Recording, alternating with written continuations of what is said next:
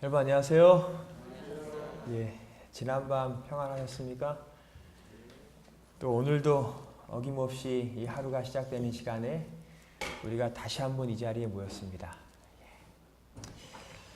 결혼하기 전에 그런 얘기 많이 하잖아요. 우리가 이렇게 자주 만날 거 차라리 결혼해서 매일 같이 보면 좋겠다, 이런 얘기.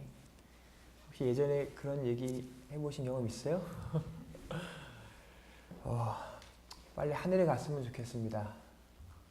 제가 이 하루 아침 함께 시작하는 게 저희의 삶의 기쁨인 것처럼 하늘에 빨리 가서 우리가 매일같이 삶을 함께 나누고 그렇게 하나님을 함께 찬양하며 살아가게 되기를 간절히 소원합니다. 날씨가 많이 추워졌습니다. 예, 이제 가을이 된 것 같습니다. 또 싸늘한 날씨 가운데에서 건강에 유의하시기를 바랍니다. 오늘은 예레미야가 4장의 말씀을 주제로 특별히 4장 1절부터 10절까지의 말씀을 가지고 이 시간 함께 오늘도 우리의 삶 속에 말씀하시는 하나님의 부르심을 나누기를 원합니다. 4장 1절은 이렇게 이야기합니다. 슬프다. 예레미야가 그의 마음속에 품은 하나님의 성읍을 향한 표현, 사랑의 표현이죠. 슬프다라는 고백을 다시 한번 이곳에 사용합니다.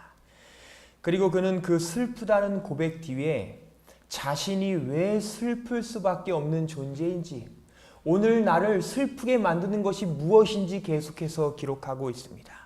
슬프다. 어찌 그리 금이 빛을 잃고 정금이 변하였으며 성소의 돌이 각 거리머리에 쏟아졌는고, 시온의 아들들이 보배로와 정금에 비할러니 어찌 그리 토기장이에 만든 질 항아리같이 여김이 되었는고. 먼저 예레미야는 자신의 슬픔의 이유에 관하여 표현하기를 금이 빛을 잃었다고, 정금이 변하였기 때문이라고 이야기합니다. 그리고 2절의 말씀에서 기록하는 것처럼 정금이 상징하는 것은 시온의 아들들, 하나님의 백성들을 상징합니다. 그 정금이 변했어요. 그 사실이 예레미야를 슬프게 만듭니다. 가정에 다들 금 하나씩 있으시죠? 예. 없으신 분 계세요? 금은 없으셔도 소금은 다 있으시죠? 금은 왜 가치가 있을까요? 잘해서 답을 너무 빨리 얘기하셨는데요. 예쁘기 때문이 아닙니다. 사실 금보다 예쁜 게 얼마나 많습니까? 제가 딸아이 데리고 문구점에 잠깐 갈 일이 있어 언젠가 갔는데 이 아이가 어디 갔나 봤더니 거기서 이렇게 걸어놓고 파는 팔찌를 하나 들고 그걸 유심히 보는 거예요. 근데 제가 봐도 그 팔찌가 얼마나 예쁘던지 정말 예쁘게 만든, 그리고 예쁜 보석들 모양으로 만든 팔찌였습니다. 이 아이가 그걸 들고 놓질 않아요. 사주지 않으면 안 가겠대요. 그래서 제가 마음에 결심을 하고 가져가서 사주려고 얼마인지 물어봤어요. 그랬더니 1,000원이래요. 뭐 특별히 결심이 필요한 금액은 아니죠.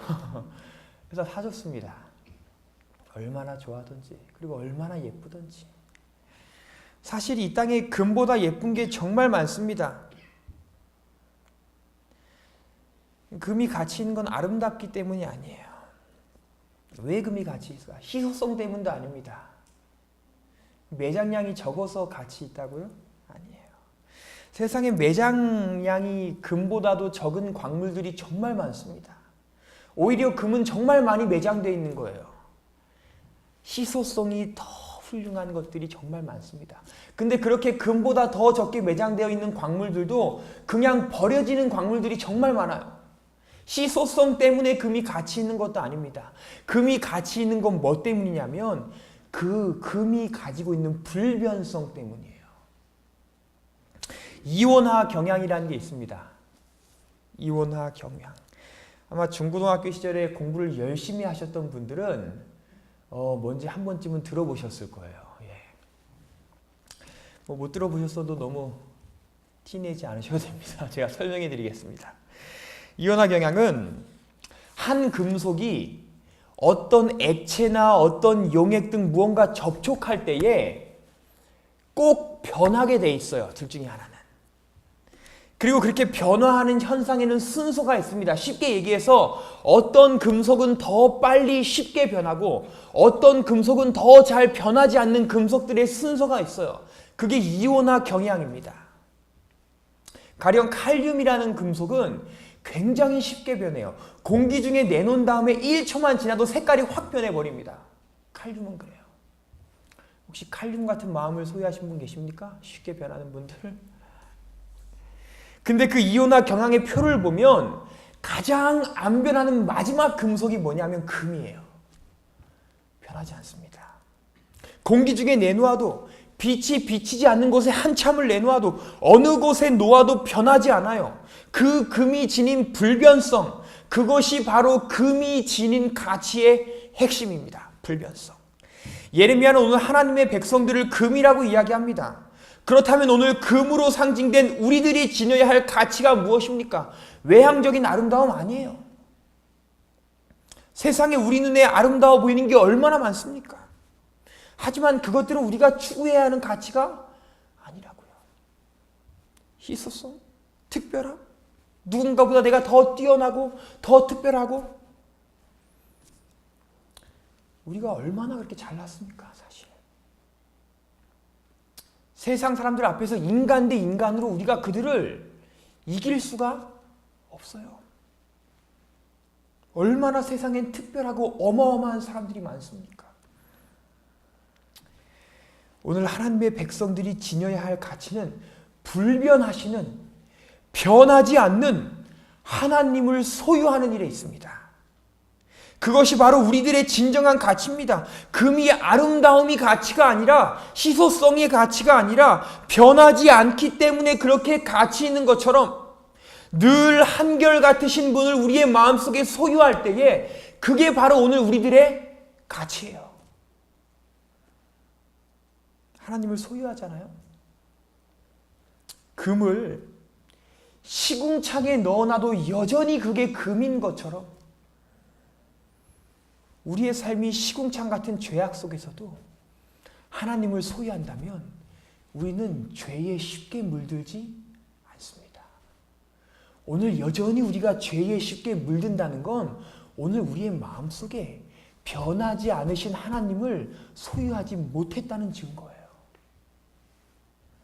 금을 뜨거운 풀무불에 넣을 때에 금이 불타서 쉽게 사라져버리는 게 아니라 더 귀한 정금으로 연단되어지는 것처럼 오늘 우리가 하나님을 소유하잖아요. 풀무불 같은 고난 속에서 넘어져 버리는 게 아니라 우리는 더 아름답게 연단되어질 뿐이에요.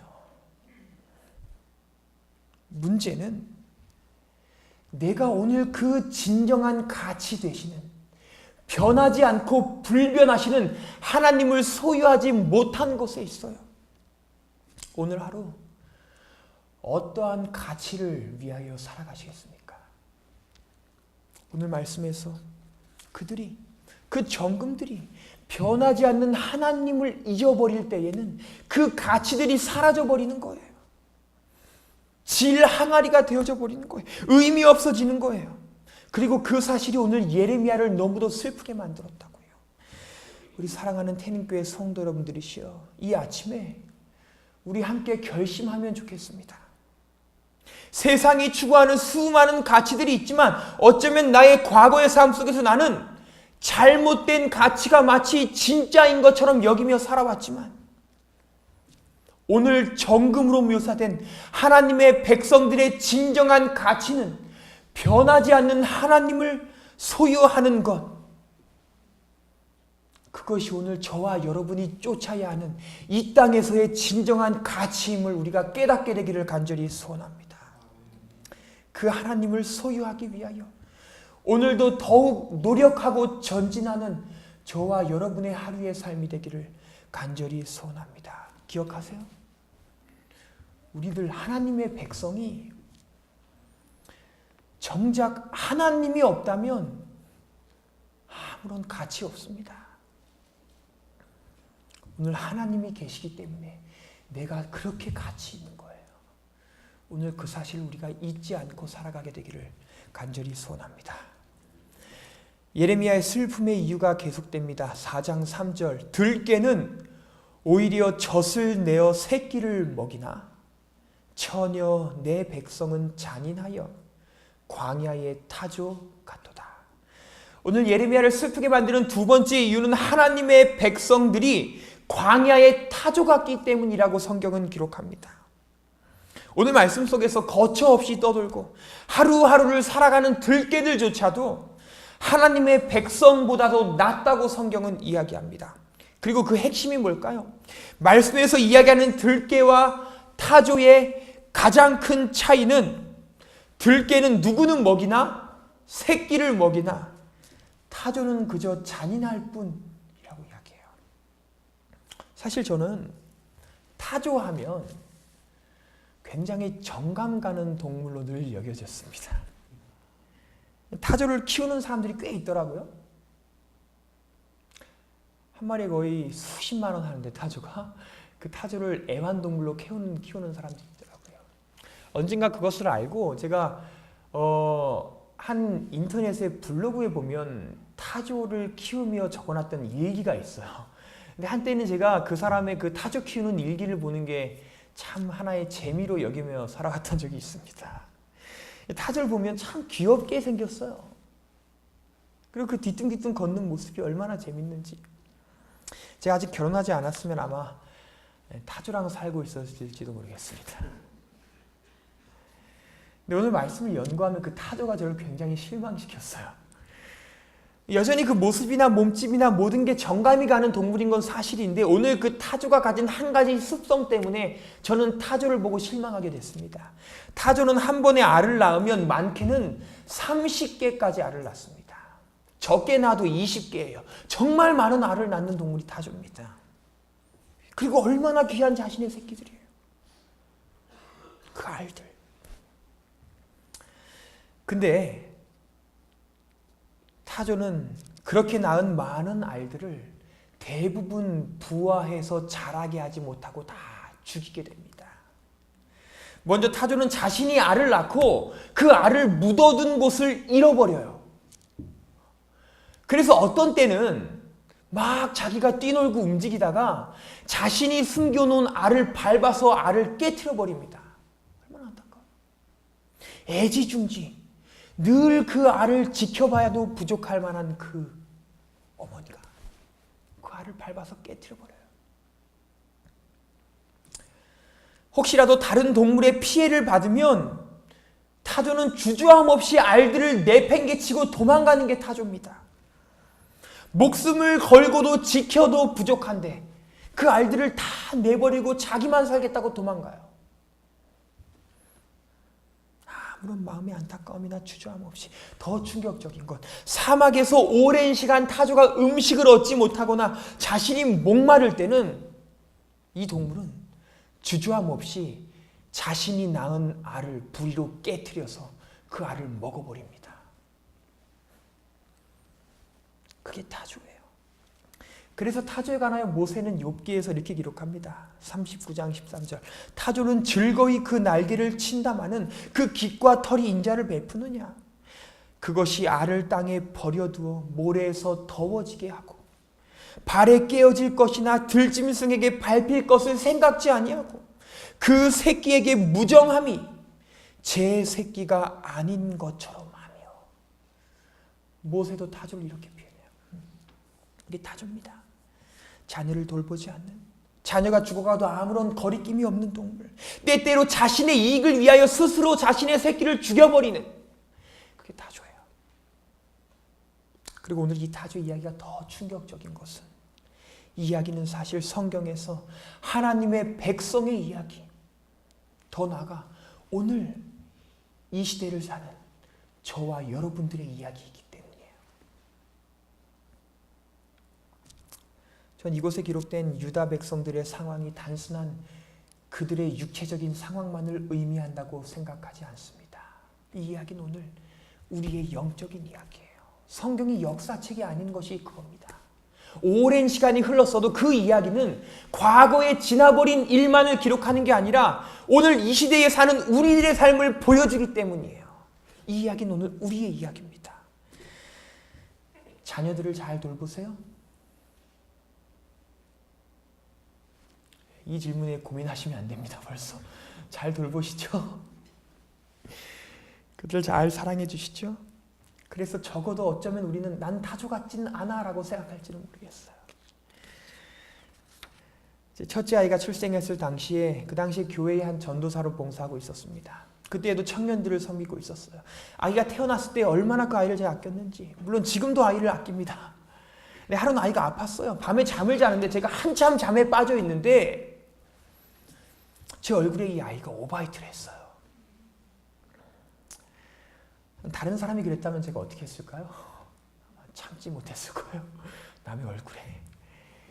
근데 그때 이 아이가 아팠는데 너무 아파서 제 얼굴에 아이가 고맙더라고요. 혼자 끙끙대지 않고 그렇게라도 저를 깨워줘서 참 고마웠습니다. 아이를 진정시키고 또 재우고. 근데 아이의 열이 막 40도까지 올라가요. 아이가 얼마나 칭얼대고 우는지. 또 오바이트하고 물을 먹여도 다 뱉어내고. 얼마나 속이 상하던지. 제가 누가 시키지 않았는데 옷을 빨리 입고 아이를 준비시키고 제철을 깨워서 병원으로 출발했어요. 얼마나 빨리 달렸는지 모릅니다. 그때 시간이 한 2시, 3시 때쯤이었는데 하나도 피곤하지 않아요. 병원비가 얼마 나올까 걱정돼요? 아니요. 걱정되지 않아요. 아무런 주저함 없이 빨리 달려서 이 아이를 응급실로 데려갔습니다. 고작 열 난 것뿐인데 그 빨리 막 의사를 잡고 뒤돌아보니까 별일 아니에요. 그저 좀 열이 심해서 이 아이가 그랬던 것입니다. 그래서 이 아이가 병원에서 큰 문제가 없다고 해서 돌아왔어요. 그리고 집에 들어와서 잘 안정시키고 이 아이가 그렇게 괜찮아졌습니다. 또 그렇게 잊어지고 살았어요.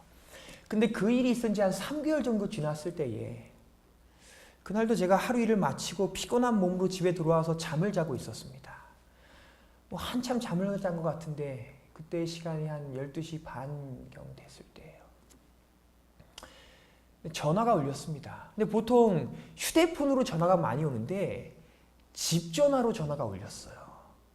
근데 집 전화로 전화가 울리면 굉장히 좋지 않은 게, 특별히 밤에 울리면 좋지 않은 게, 저희 집 전화가 유선이었고 마루에 있었어요. 방에서 자고 있는데 집 전화가 울리는 거예요. 근데 집 전화가 울리자마자 누가 제 발을 이렇게 걷어차요. 누굴까요? 처가 가서 저보고 받으라는 거. 저도 걷어찼어요. 근데 제가 이기지 못하고 제가 나갔습니다. 그리고 막 뒤뚱뒤뚱거리고 막 휘청휘청거리며 불 켜고 가서 전화기 앞에 거의 갔는데 전화가 끊어졌어요. 얼마나 속상해요. 일어났는데. 그래서 다시 중요한 일이면 또 전화하겠지. 다시 방으로 이렇게 가. 근데 뒤돌아서 좀 가니까 또 전화가 울려요. 다시 갔습니다. 전화를 받았어요. 청년이었어요. 굉장한 다급한 목소리로, 전사님, 큰일이에요. 누구누구가 스노우보드를 타다가 넘어졌는데 쇄골뼈가 부러졌어요. 그 지금 막 병원에 왔는데 이 시간에 우리가 도움이 좀 필요한데 누구에게 도움을 구할까 고민하다가 전도사님이 생각나서 전화했어요. 그럼 고마워요? 안 고마워요? 고맙죠. 그 시간에 저를 생각해줘서. 그래, 병원이 어디야? 제가 있던 지역으로부터 한 1시간 반 정도 떨어진 지역이었어요. 전사님이 생각나서 전화했어요. 그리고 그 뒤에 한마디를 덧붙여요. 전사님, 지금 와주시면 안 돼요? 근데 그 이야기를 듣는 순간 제가 머릿속에 뭔 생각이 떠올랐을까요? 내일 나 수업 많은데, 내일 나 아르바이트도 있는 날인데, 너무 피곤한데 지금. 내일 해야 할 과제들도 있는데,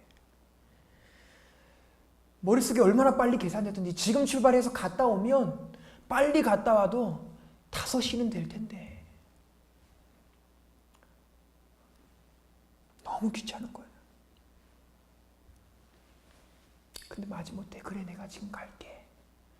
그리고 전화기를 끊고 준비해서 나가는데 그 발걸음이 얼마나 무거운지. 내가 걔한테 차라리 내일 해야 할 일들을 좀 설명할 걸 그랬나? 내가 집에서 기도해 준다고 할 걸 그랬나? 얼마나 발걸음이 무겁던지. 누군가의 도움이 필요해서 고민하다가 그래 우리 전도사님이라면 도와주겠지. 그 마음속의 생각을 가지고 저에게 전화했던 그 영혼들에게 너무 귀찮은데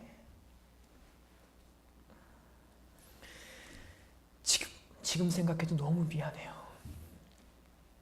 저의 아이가 그저 열이 나서 아플 때에는 죽기 살기로 잠이 확 깨고 주저함 없이 달려갔던 제가, 그 어떤 장애물도 생각하지 않았던 제가, 똑같은 영적인 자녀들을 대할 때는 따질 것 다 따지고 귀찮아하고, 그 청년들은 정작 병원에 온 저를 봤을 때 저의 두 손을 잡으면서 너무 고맙다고, 힘이 된다고 인사를 하고 또 하고, 저의 그런 속마음은 아는지 모르는지. 오늘 말씀을 보니 타조 같은 나, 맡겨진 자녀들 내팽개쳐버리는 나 혼자만을 위하고 나와 관계된 내 가족만을 위하고 정작 하나님이 맡겨주신 영혼들에 대하여는 아무런 애정이 없는 타조 같은 나. 제 자신의 말씀을 통하여 발견하게 돼요. 오늘 예레미야를 슬프게 만든 건 그들이 아니라 우리들입니다. 하나님께서 이 태닝교회를 믿고 그분의 귀한 영혼들을 맡겨주셨어요. 하나님께서는 오늘 우리를 믿고 그래 너희라면 잘할 수 있겠지 믿고 영혼들을 맡겨주셨어요. 많은 알 낳으면 뭐합니까? 그 알이 다 내팽개쳐서 다 죽어버리면 그게 무슨 소용이에요? 그게 오늘 저에게 하시는 하나님의 말씀이더라고요. 사랑하는 태닝교회 성도 여러분들이시여, 우리 하나님께서 맡겨주신 나의 영적인 자녀들, 적어도 육적인 자녀에게 하는 것만큼 그들을 사랑하면 좋겠어요. 적어도 나의 육적인 자녀가 잘 되기 위하여 내가 기도하는 것처럼 영적인 자녀들을 위하여 기도할 수 있는 자들이 되면 좋겠습니다. 오늘 이 아침 먼저 마음으로 하나님께서 나에게 어떤 영혼들을 맡겨주셨는지 고민해 보기를 바랍니다. 그리고 이제 그들을 위하여 무릎 꿇어야 됩니다. 그들에게 말씀의 양식을 먹여야 합니다. 그들을 잘 돌봐서 깨지지 않게 돌봐서 더 잘 자라게 해야 합니다. 이것이 오늘 우리가 광야의 타조로 남지 않는 일임을 기억하게 되므로 이 하나님의 교회, 태능교회가 더욱더 많은 영혼들로 가득 차는 일이 일어나게 되기를 간절히 소원합니다. 오늘 이 4장의 말씀을 보시면 예레미야는 유난히 한 가지 동일한 이야기를 반복해서 이야기합니다. 4장의 첫 단락인 1절부터 10절까지 10절의 말씀 속에서 무려 5절에 등장하는 한 가지 행동, 한 가지 동일한 이야기가 있어요. 3절, 들깨는 오히려 젖을 내어 새끼를 먹이나. 4절, 아이가 떡을 구하나. 5절, 진수를 먹던 자가. 9절, 줄여 죽는 자. 10절, 식물을 삼았도다. 10절의 기록 가운데에 5절의 기록이 먹는 행동에 관한 기록이에요. 뭔가 음식을 먹고 뭔가 섭취하고 먹는 일에 관한 기록이 무려 5절입니다. 먹는 게 중요하죠? 이 특별 새벽 기도회가 아침 식사가 있어서 더 사랑이 있고 은혜가 있지 않습니까? 먹는 게 중요합니다. 오늘 본문 말씀 속에서 이들을 죽음에 이르게 만든 것이 무엇 때문입니까? 5절에서 먹는 이야기를 하는 이유가 있어요. 그들을 죽게 만든 것은 결국은 음식 때문이에요. 먹을 게 없어요. 그래서 그들의 선택은 10절의 표현처럼 상상하기도 싫은, 먹지도 말아야 할 것을 먹게 되는 이유가 그들에게 먹을 게 없기 때문이에요. 부모가 자녀를 삶아 먹다니요.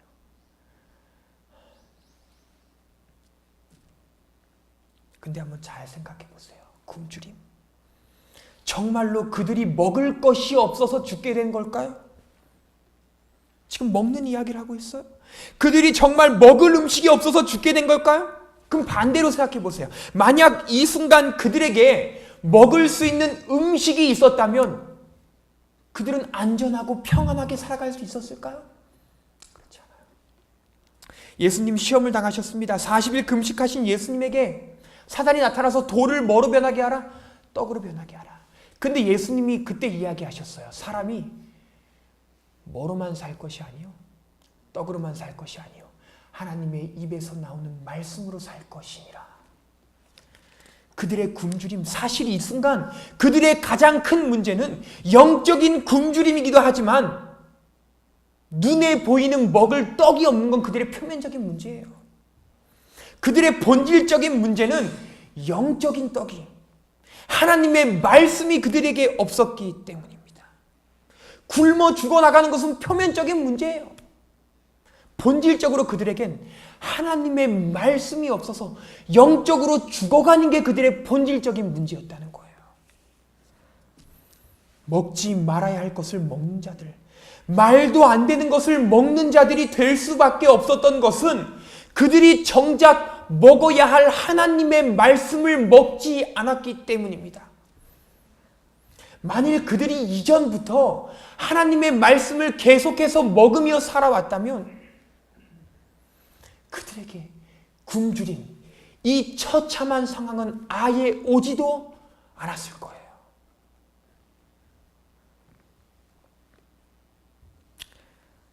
더 나은 죽음, 9절, 칼에 죽는 자가 죽여 죽는 자보다 나음은, 차라리 칼에 죽는 건 더 나은 죽음입니다. 육신의 떡이 없어서 굶어 죽는 건 차라리 더 나은 죽음이에요. 가장 처참한 죽음은 영적인 떡이 없어서 영적으로 굶어 죽는 거예요. 죽더라도, 내가 오늘 죽더라도 그 죽음이 말씀을 먹지 않아서 생기는 영적인 죽음이라면 차라리 칼에 맞아 죽는 건 나아요. 근데 말씀이 없어서 죽는 건 안 됩니다. 사랑하는 태능교회 성도 여러분들이시여, 우리 말씀이 없어서 죽는 자들이 되지 않기를 소원합니다. 육신적으로 힘들 수 있어요. 때때로 육신의 떡이 모자랄 수 있어요. 때때로 칼에 찔리는 상처를 당할 수 있어요. 그래서 죽을 수 있어요. 그렇게 죽더라도 적어도 생명의 떡, 하나님의 말씀이 없어서 죽어가는 자들이 되지 않기를 간절히 소원합니다. 오늘 말씀을 줄이려 합니다. 3가지를 함께 나눴습니다. 먼저, 금이 가치 있는 것은 불변성 때문이에요. 오늘 우리는 혹시 여전히 세상의 아름다움을 쫓는 잘못된 가치를 위하여 살아가고 있지 않습니까? 더 특별해지기 위하여 단순히 노력하고 있지 않습니까? 오늘 정금으로 모사된 우리 하나님의 백성들은 영원하신 하나님을 소유할 때에 비로소 가치 있다는 사실을 저와 여러분이 기억하게 되기를 간절히 소원합니다. 두 번째로, 타조는 그의 자녀를 돌보지 않습니다. 우리는 어떻습니까? 육신의 자녀는 잘 돌보지만 하나님께서 나에게 맡기신 영적인 자녀를 과연 우리는 얼마나만큼 돌보고 있습니까? 그 영적인 자녀를 내팽개친다면 우리는 어쩔 수 없이 타조 같은 존재들입니다. 오늘 하나님께서 오늘 하루 우리에게 맡겨주신 영혼들을 다시 한번 생각하고 그들을 위하여 무릎 꿇음으로 우리가 타조처럼 살아가는 자들이 되지 않기를 간절히 바랍니다. 세 번째, 더 나은 죽음. 육신적인 죽음은 차라리 더 나은 죽음입니다. 영적인 떡, 말씀이 없어서 영적으로 굶어 죽어서는 안 돼요. 오늘 저와 여러분이 이 세 가지를 우리의 삶 속에 다시 한번 기억함으로 오늘 이 백성들에게 임했던 그 처참한, 그 안타까운 그 고난이 오늘 저와 여러분의 삶 속에는 임하지 않게 되기를 간절히 바라면서 오늘 말씀을 줄이겠습니다.